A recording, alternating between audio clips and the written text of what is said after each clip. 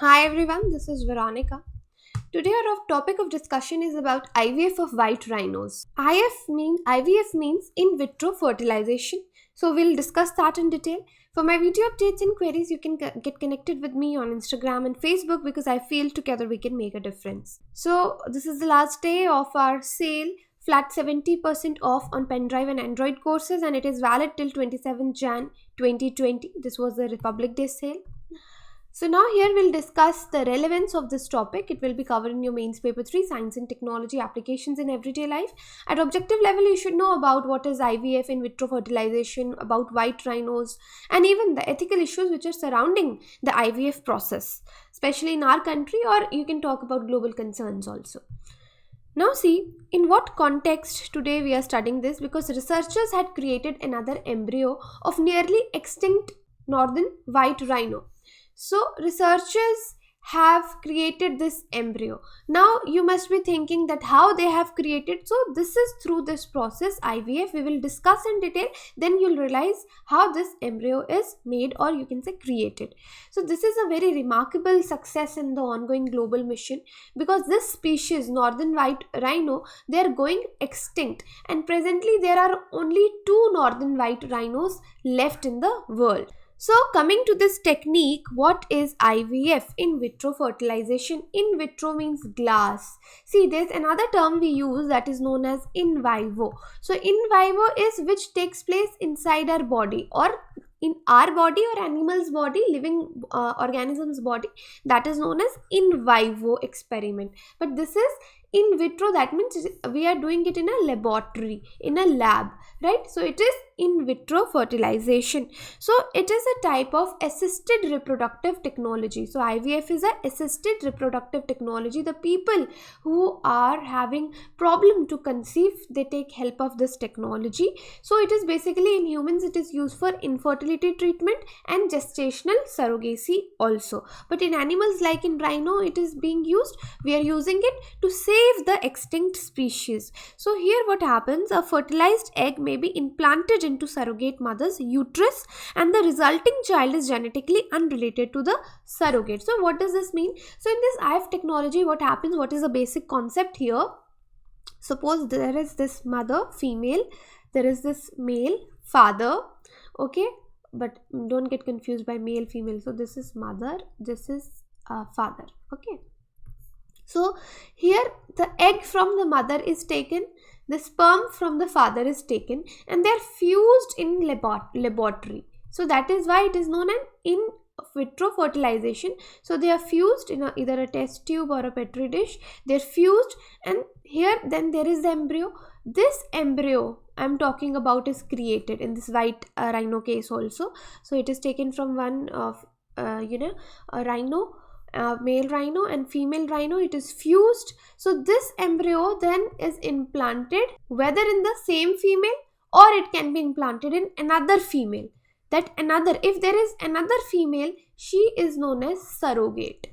If this embryo is planted again in the same female, right, then this is not the surrogacy. Surrogacy is when another third female is used. So here therefore it is written, this child which will be born will be genetically unrelated to surrogate. Its biological parents are this and this.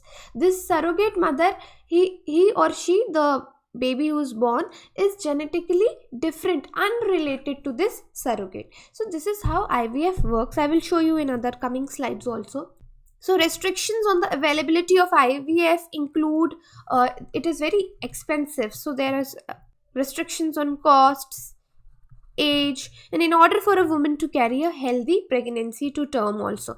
And IVF is generally not used until less invasive or expensive options have failed or been determined unlikely to work. So mostly this is the last option people go for. So now we will talk about this process, IVF process. So in vitro fertilization, it is a process of fertilization itself, where an egg, as I told you, is combined with sperm outside the body. It is outside the body, that is, it is known as in vitro, in glass. So this process involves monitoring, stimulating a female ovulatory process. We remove the ovum. Ovum is a female egg. from the female ovaries and letting sperm fertilize them in a liquid in laboratory. What I'm reading from here, I'll show you in the diagram. So this is the process. So first, if a female is there, it happens in the case of humans also. Okay, ovarian stimulation hormone therapy is given. The female is kept under ultrasound control also, like this needle is used. Then the doctors, they pick up the egg, okay, from the female, the egg is picked up. Okay, side by side there is sperm preparation also going on. So sperm preparation is also going on. Fourth, like in this laboratory condition, these sperms from the male, eggs from the female, they are fused together. So this is how the embryo development take place. So finally embryos are ready here.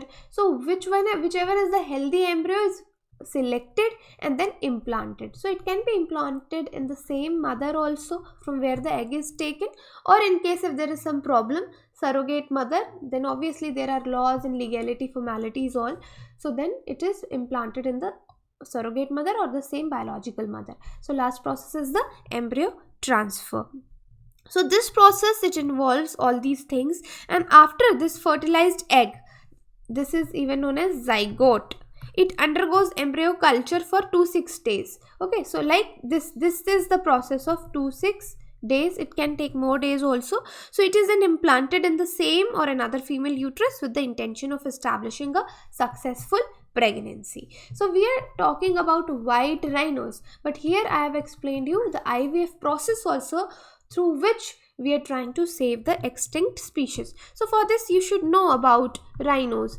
See, if you'll open YouTube, you will type rhinos StudyIQ, you will receive see various videos we made on rhinos. So therefore I'm not discussing much about rhinos here also, because I have already made 2 or 3 videos on rhinoceros. You can watch that. So here I'm just talking about this northern white rhino.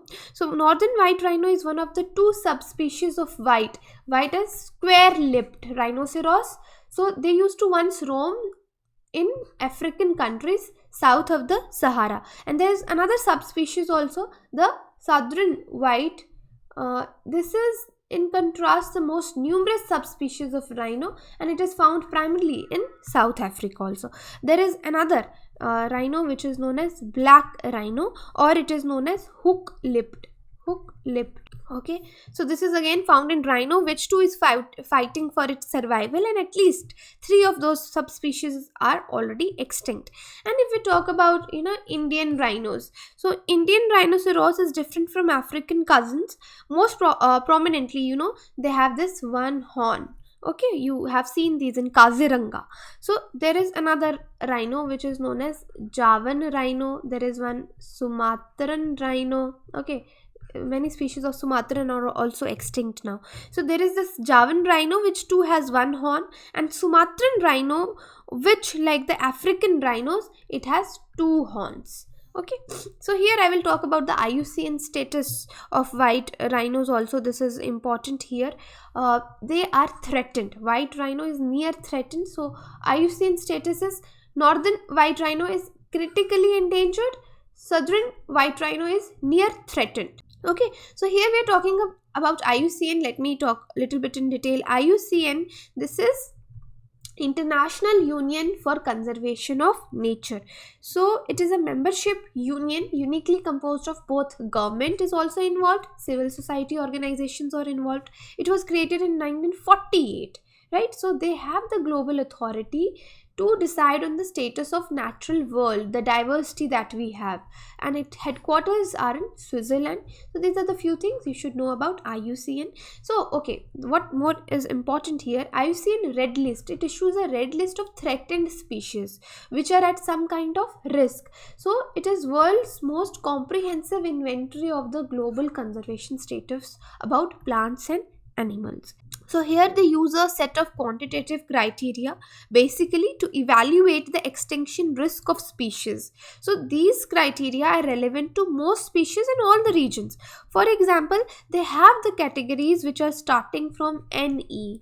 NE is not evaluated to, it is up to your extincts. Finally, when an species goes extinct. So in between, for example, they have critically endangered, they have vulnerable species, like that. So it is recognized as most authoritative guide to the status of biological diversity, and moreover it is also a key indicator for your sustainable development goals also.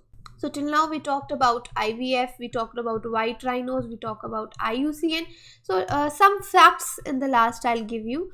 For India, see, the first baby born through IVF procedure in India was Kanupriya Agarwal. So she was born on 3rd October 1978. So this is important from MCQ. Sometimes directly the date is asked.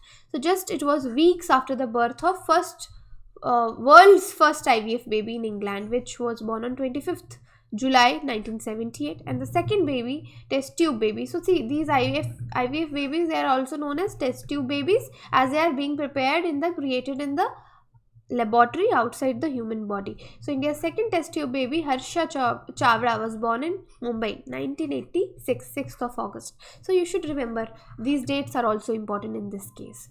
So this is all about today's lecture. If you have any queries, you can contact me on my social media, and my Telegram channel is t.me/Veronica_Om, or you can just search Veronica StudyIQ. You will find me on Telegram. Thank you.